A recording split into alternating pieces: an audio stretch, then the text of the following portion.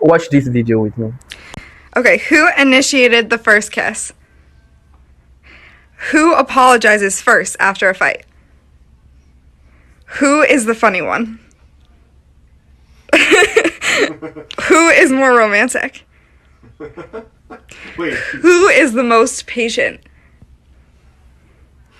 Who's the better cook? That's easy. Who said I love you first? Before I begin this video, let me quickly drop a disclaimer. If you're homosexual, I've got nothing on you. Trust me, I'm praying for you, and that's just the reality. I don't have problem with you.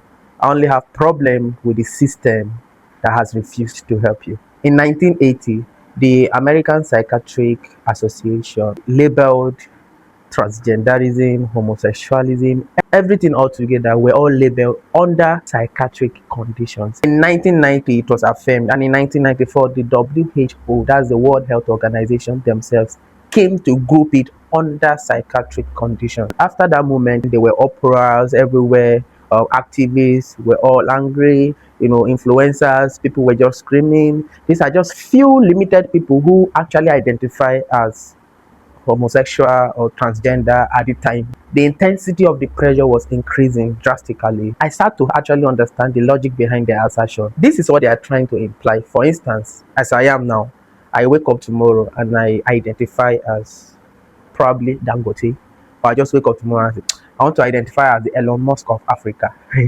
You see, the deception with that, I might actually be sincere with my feeling. Like, I feel like I am Elon Musk. I feel like I'm the richest man in the world. But is that actually applicable in reality? No. The fact that you feel it does not mean it is the standard. You're trying to indoctrinate what you feel, your own perception. Mind you, the time I was talking about now, there are little emphasis on this matter. It was just a few group of people who are just making noise everywhere because they thought that the peak of civilization is actually coming against nature. I am black. Everybody says I'm black. If I wake up tomorrow and I said I am white, that's my personal opinion. But it shouldn't be the standard. That thing you're feeling, right?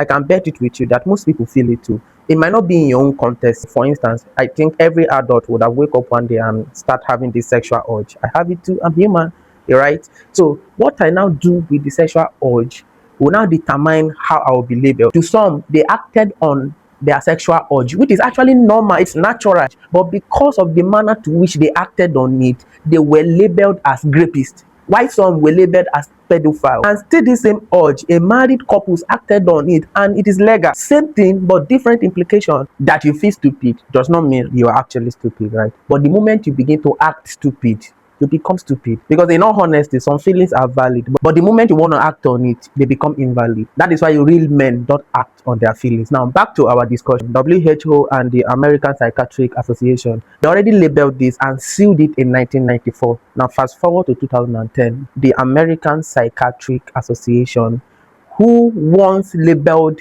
transgenderism, homosexualism as a mental health illness, came back again. So according to them, it is not a gender identity disorder anymore. It is a gender identity dysphoria. Okay, this was changed in 2010, and guess what? The World Health Organization immediately removed it from the record. Now, this is the statistics I want us to look into. Before 2010, there were just fewer people who identify as transgender. They are just little, and they are all adults. Even the few number of them are all adults, right? But in just 3 years, that's from 2010 to 2013, the adults who identify as LGBTQ increased to about 0.5%. Watch with me. But children now, they now recorded about 2% increase in children that were not even part of the picture in the first place. That's not even the most surprising statistics. Now, in the United Kingdom, a particular clinic reported from 2009 to 2020, they've been about over 4,000% increase. Where are we actually heading to? It looks like it's very normal, the World Health Organization, the American Psychiatric Association, just by collectively removing the label that actually makes transgenderism and homosexualism a social taboo. It's more like most people now got the validation they needed. That simple act of removing the label affected three major sectors. The first sector it affected is the media and entertainment. This is where Hollywood, sitcoms and influencers, all of them start adopting this system. Netflix made it even worse. The second sector that was affected is the education and corporate offices. This is where schools like universities, colleges, corporate offices, HRs now integrated this thing into different big organizations. People no longer see it as a mental health issue. They now see it as a social argument. And so it's normal. Before 2010, the major people who were screaming about these whole things were all adults. But today, the narrative has changed drastically. Over 70% of the entire LGBTQ community are young people. And the third sector that has been affected is the government and policies. You think your government is in charge. No, they are not in charge. Most of them are influenced by these big organizations. Before 2010, if you want to track transgender, it is 1 out of every 10,000 people you meet. Some statistics even say 1 out of every 20,000 people you meet. But in 2026, it drops down drastically to 1 out of every 4 people you meet. They are everywhere. Somebody can just walk up to you now and said, I am not straight. Bro, now you know wetin bend you. And I'm not even being offensive. Now, what is the reason for this entire discussion, bringing statistics and facts? I'm just simply telling you that nobody is coming to make the world a better place for you. And if you really want to change the world, get involved. Get involved.